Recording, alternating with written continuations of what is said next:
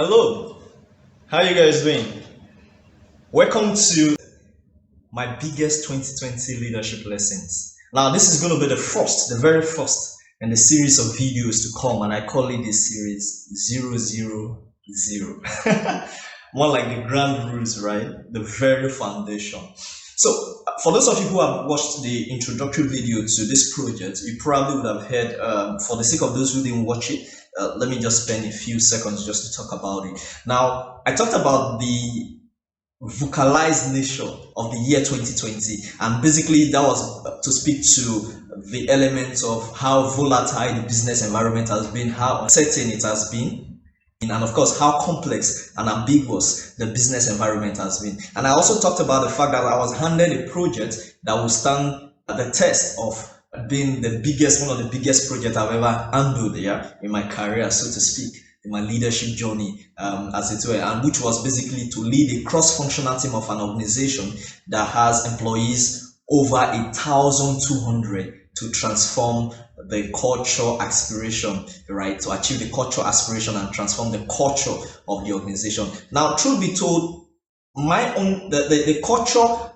cross-functional team wasn't the only initiative that was set up to address the culture challenge of the organization. You're right. So there were other initiatives, but I'm just basically going to speak from the lessons that I've learned and without specificity to the peculiarities of the organization, because I don't want to go against the confidentiality rule, just generic leadership lessons. So I'm just talking about my own lessons and what I did with my own cross-functional team and the lessons that I picked up from it. Now, the very first lesson is this. At the beginning of the year, I think it was around January, February, even before we had the COVID thing, was when I was handed the responsibility to lead the cross-functional team. Now, you needed to understand that this is an organization, I call it one of the best organizations in the world. That organization stands to be one of the best organizations in the world, whatever metrics you want to look at, right? So, best practice, top-notch excellence, and of course, superb delivery from the organization. So for me, it was a huge task that was dropped on my laps, and I was meant to lead the team to transform the culture. And if you look at literature around culture, you realize that cultural elements in organizations are very, very sensitive, right? They are very sensitive and they are also very intangible. So as a result, metrics can be challenging, and as well, transforming it can also be very challenging because it takes a long time before an organization forms a culture, and it probably will take longer than that for you to change the culture.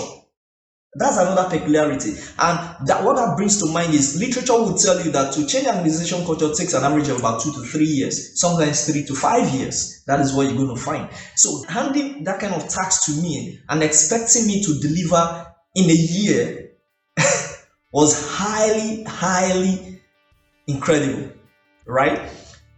But here's the trick. I never had an idea as to what exactly I was supposed to do. Lesson number 1, don't ever turn down any opportunity for you to fly.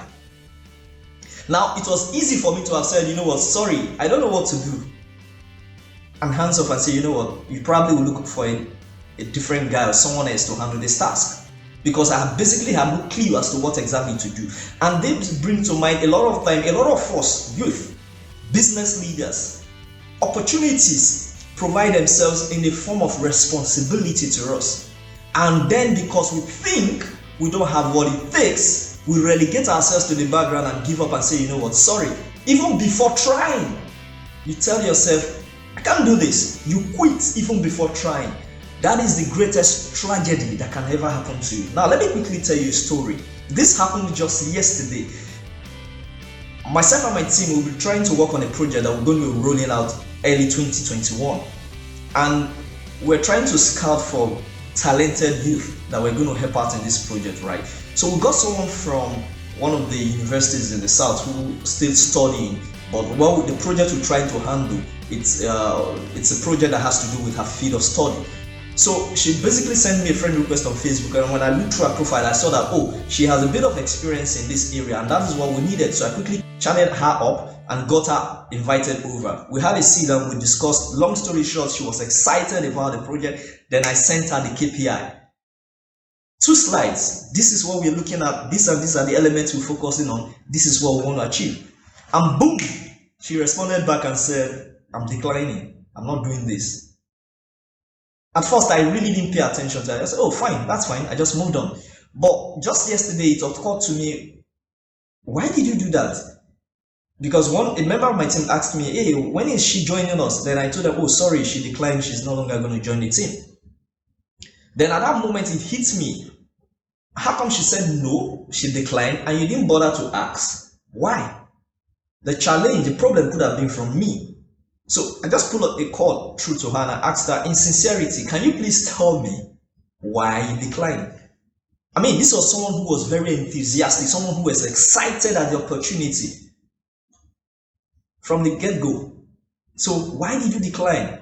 So then at that point, she opened up and said, truth be told, I had started working on the assignment, the task you handed over to me, but when I saw your KPI, I felt like I don't have what it takes to deliver. Oh my God. At that point, I said, no.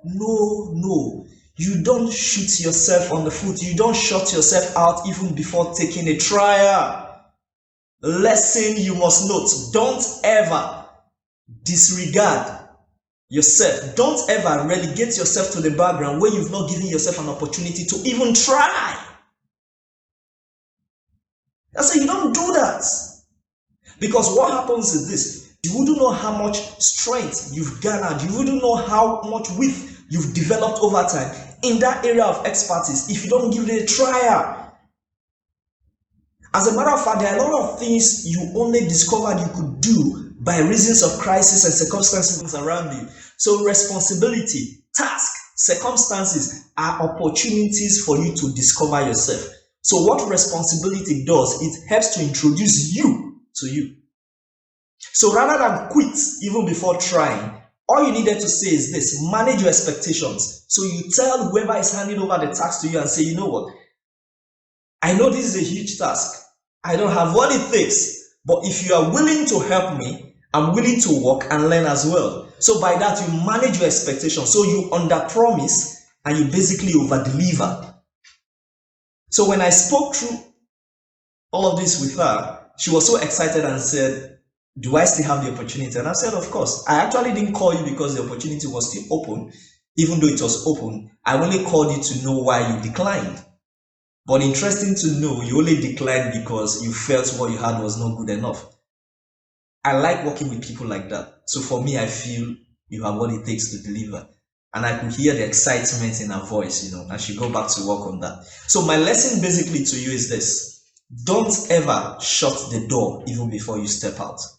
Don't ever do that. Don't relegate yourself. Don't rule out the chances that you have just because you don't have the confidence. All you need to do is to tell yourself, every opportunity I've got is an opportunity for me to learn and to develop myself. When the wind blows in your direction, that is not the time to clip your wings and go home. It's the time to spread your wings and fly.